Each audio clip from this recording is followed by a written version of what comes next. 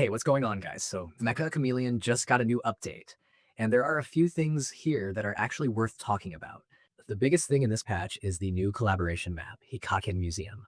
That alone is the kind of addition that changes the vibe of a match pretty fast, because a new map always means new routes, new hiding spots, new ways people try to outplay each other, and probably a few moments where everyone is just figuring things out on the fly. And since this one comes with collaboration-specific gimmicks, it sounds like the map is not just a reskin or a backdrop. It looks like the game is using the collab in a way that actually gives the modes some extra character, which is always better than just tossing in themed decorations and hoping that is enough. There is also controller support in alpha, which is a pretty interesting step forward.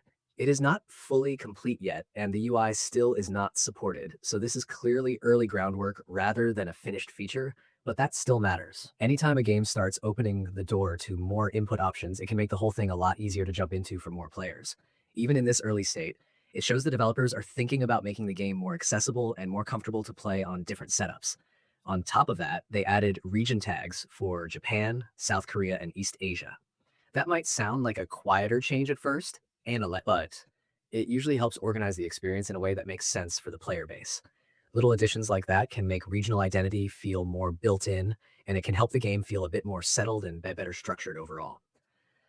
There is also a bug fix here that sounds simple but definitely matters in actual matches.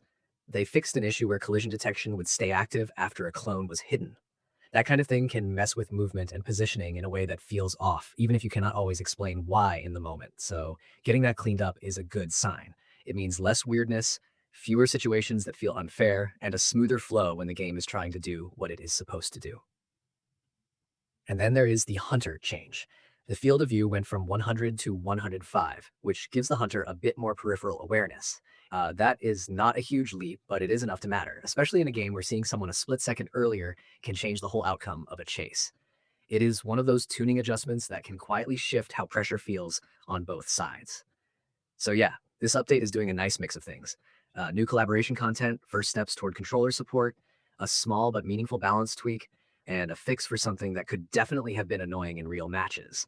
Um, it feels like the game is moving in a direction that adds content while also tightening up the experience at the same time.